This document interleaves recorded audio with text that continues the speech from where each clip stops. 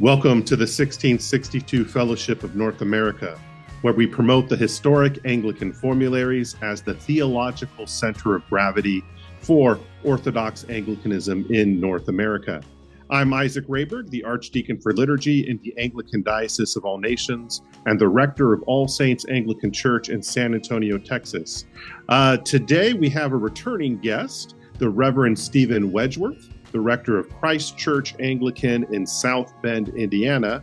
And today we're going to talk about a podcast that he does where he goes through the Sunday propers in the 1662. Now, interestingly, this is not just the epistle and the gospel, but he's also going to talk about the Old Testament propers assigned at morning prayer, which are going to surprisingly line up with those other propers. Stephen, thank you so much for joining us again.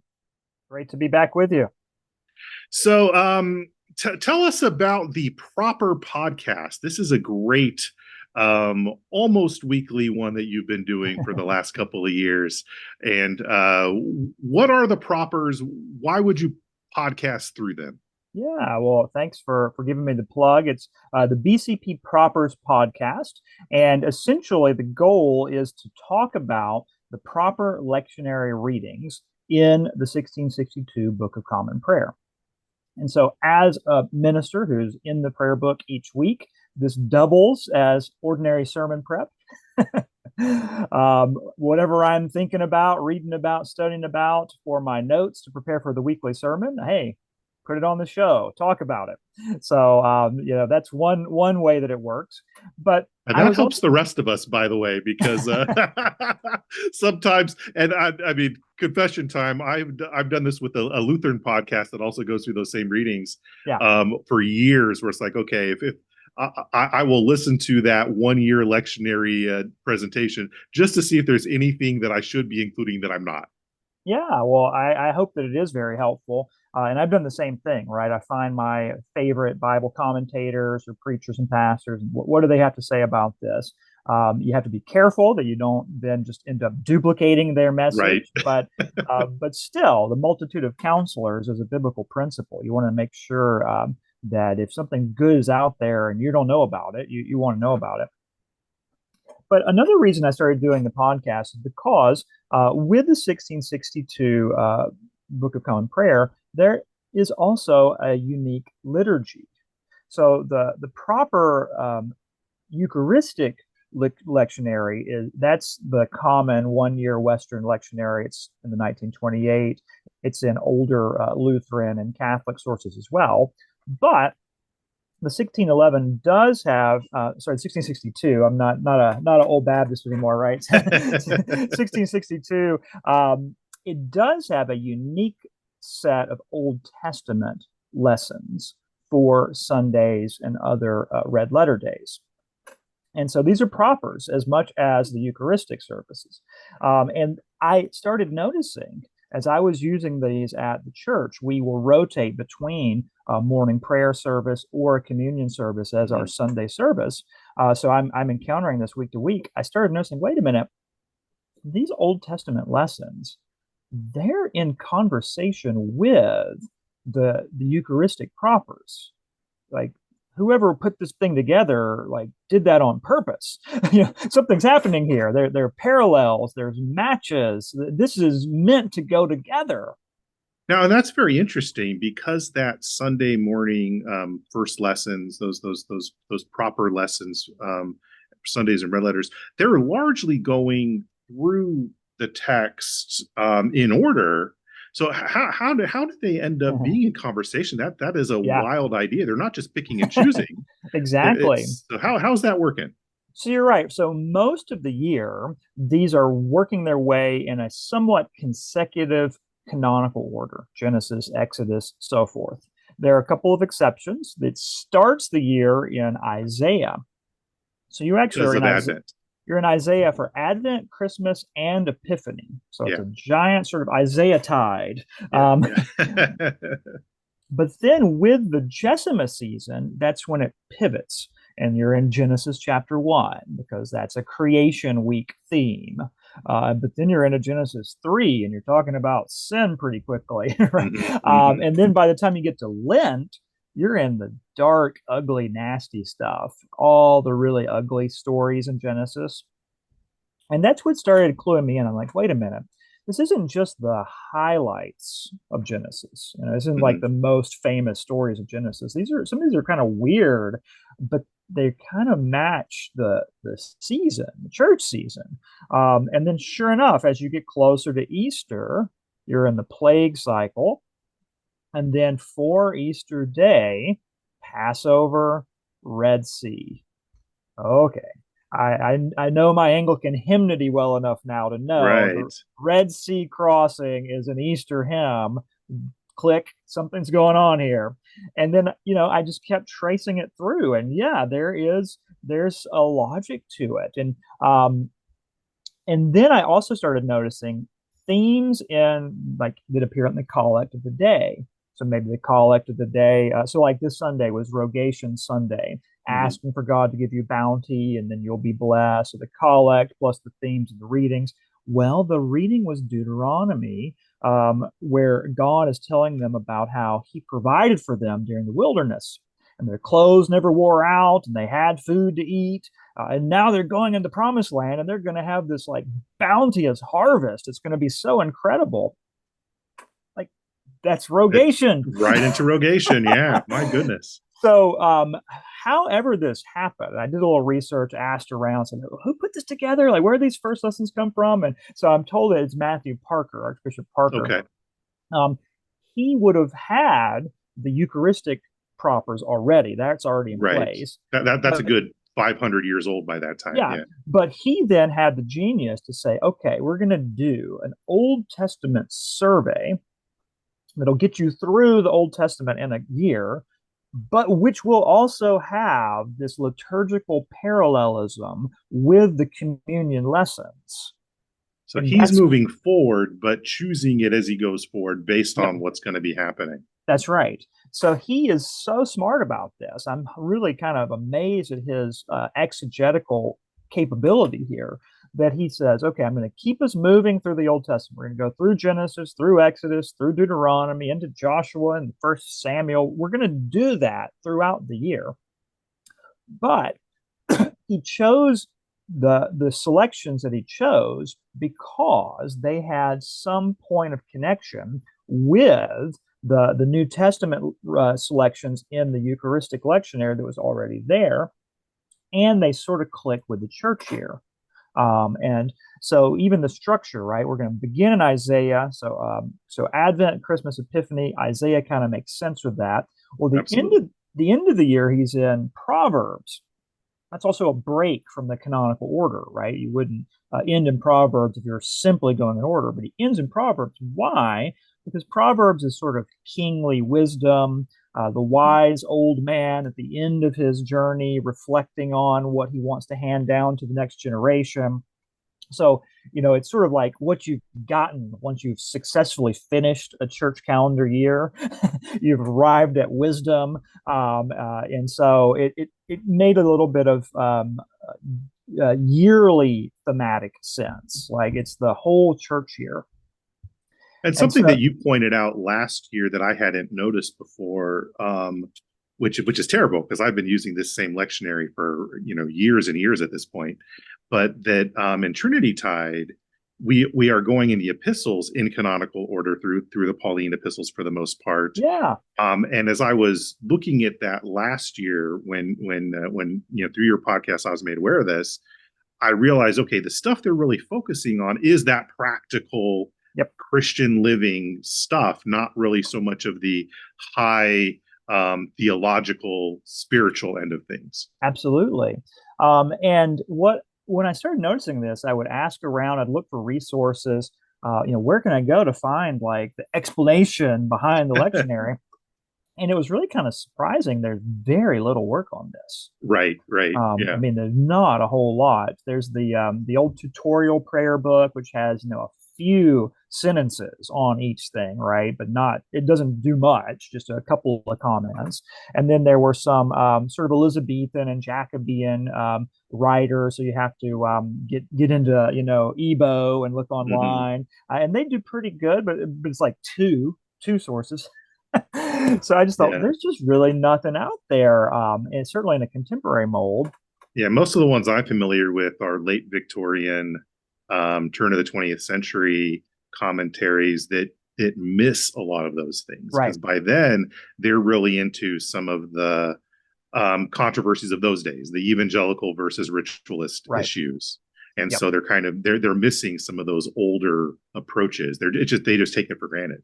That's right. So part of why I wanted to do the podcast was so that I could continue this journey of learning and exploring what's going on here, and that it might be something I could, yeah, share with other people, contribute to the broader conversation, to help people understand what's going on with these lectionaries and ultimately why they're so useful, so interesting. Yeah, that's absolutely fascinating.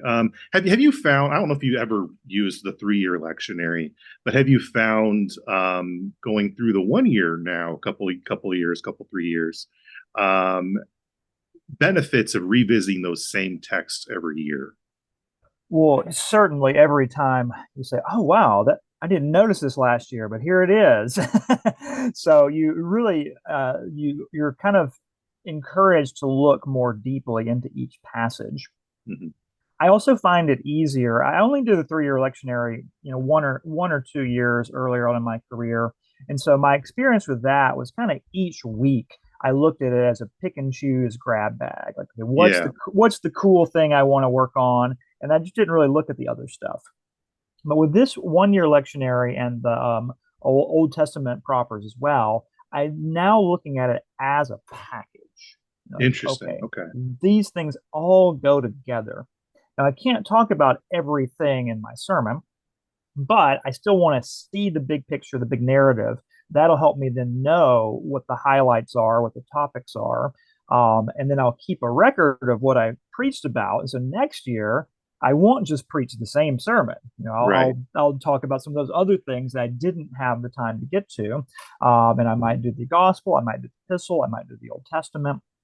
And so that's how I found it to be very helpful. I can see that it's a unified sort of liturgical theological package. Every element is working together to reinforce itself. And then it helps me to dig more deeply into each of those selections. Yeah, I'm on my 6th year, I think, of being the primary preacher through the 1 year lectionary, and we do use the 1928, so we don't have those Old Testament resources, but we haven't anyway. But and I do find it very interesting revisiting the old sermons because, and I always look at, Yeah. unless I'm way too stripped for time, I always look at what I've done before. And every now and again, there's a thing like, that needs to be said again. That happens occasionally, but it does give a snapshot of what gets focused on, and it does. I've enjoyed being able to do that. 6 years through the cycle, I'm not bored with it, and I don't think I'm going Right. to be. Yeah. I actually find it very rare that I want to repreach one of my old sermons. Mhm. I'll read it and be like, well, that's fine, but it's not making me excited this year, right? It's Yeah, yeah. not doing it for me. I'm not just going to repreach this. I've got to write something new. Yeah, Yeah, that's really neat. Yeah, I mean, I have from time to time, but even then, I might use it as a base yeah, and then build off of it for something new, more often than not. But yeah, there's always something new. I'm reminded of an old rabbinical saying from a dude named Ben Bagbag talking about the law of God, and he said, turn it over and over again because everything's in it. Roll with it. And yeah. that's right. So. Excellent. Now, are you? We're going to talk about later on when I'll have you back on the show with Richard Tarsitano to talk about y'all's work together. But has there been anything with? I know that you had done a lot of writing through various things in the past. You were one of the one of the early people in the Davenant Institute, right? As well as your stuff with Calvinist International. Any current writing things that you want to turn us on to, or any old stuff you want to turn us on to that we should revisit? So I've recently been invited to write occasionally for the Anglican Way. This is That's journal. a great magazine. Yeah. It's a journal that I really didn't know a lot about. Once I made some connections, I recognized some of the personalities involved, but it's not something I previously had a relationship with. So but I'm happy to contribute as I can. So I wrote one essay on the Old Testament lectionary, which is what I was just explaining to you. And it was called Reading the Old Testament with the BCP. And so that came out on their website a week or two after Easter, I think it was. And so that's a place I'll probably continue to write when I have the time to focus on things like liturgy, things like the lectionaries, to help share with their audience. I'm also recently had a chapter in a big book put out by Crossway, and the book is titled "Ruined Sinners to Reclaim," and it's a study on the doctrine of sin. But my chapter in there focuses on a particular doctrine, concupiscence. That is a big word in the Articles of Religion. That's right. Every good Anglican should get excited when they hear that word, right? That's a teaching we really need, because our society doesn't understand that at all, even in the church. So that word concupiscence, it will show up in article number 9 in the 39 articles. But it's relevant to things having to do with original sin and the role of sin on the will and the desires. Mm-hmm. So in that essay, that chapter that I contribute, I spend a fair amount of time working on St. Augustine's view of concupiscence. I spend a fair amount of time on Martin Luther, but then I spend time connecting the development in the sort of the English landscape. So I start with 39 articles, and then I look at Ussher and the work that he did, and the Irish articles, and then move into Westminster. And again, you can just see the consistency. Mm-hmm. There'll be slight changes and different expressions, but they're clearly basically rebuilding the same old car, right? It's got the same bones, the same engine is there. They're making the same kinds of arguments. So I'm just demonstrating the consistency of that doctrine and where it was stable and formed a very important part of the Protestant doctrine of sin. And I try to make the case too, because if you're familiar with Augustine, then concupiscence is like, that's what he's talking about when he's talking about sex. So that's why that's why he cares about it. But I try to make the argument that really, at least in the hands of the Protestant reformers, it's a much more basic and expansive topic, and it really is more to do with covetousness. So any kind of coveting, you could covet the whole range of things. And then that helps us understand the role of desire, what we want. And then we can get a better handle on some of our contemporary debates where people say, well, this is just who I am. This is how I'm ordered. This is my identity, right? It's, well, actually, there's a doctrine that addresses this. Right. Yeah, that's the huge practical application these days. I'm spending this year going through some Augustine in my own readings, and I suspect some of his hangups about that are because of his own past. He had some issues before he came to the Lord, and that was one of the big barriers for him.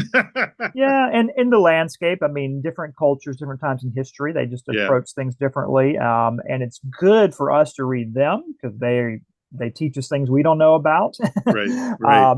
But then, keep reading other developments, other people as well to give you the full picture. Well, that's excellent. Well, thank you so much for being back with us, Stephen, and look forward to having you back in the future. And again, this is the 1662 Fellowship. If this has been helpful, do please like and subscribe, and go like and subscribe the 1662 Proper Podcast as well. That's worth your follow. Especially if you're using the one-year lectionary, it will be very helpful for you. Thank you so much. Thanks a lot.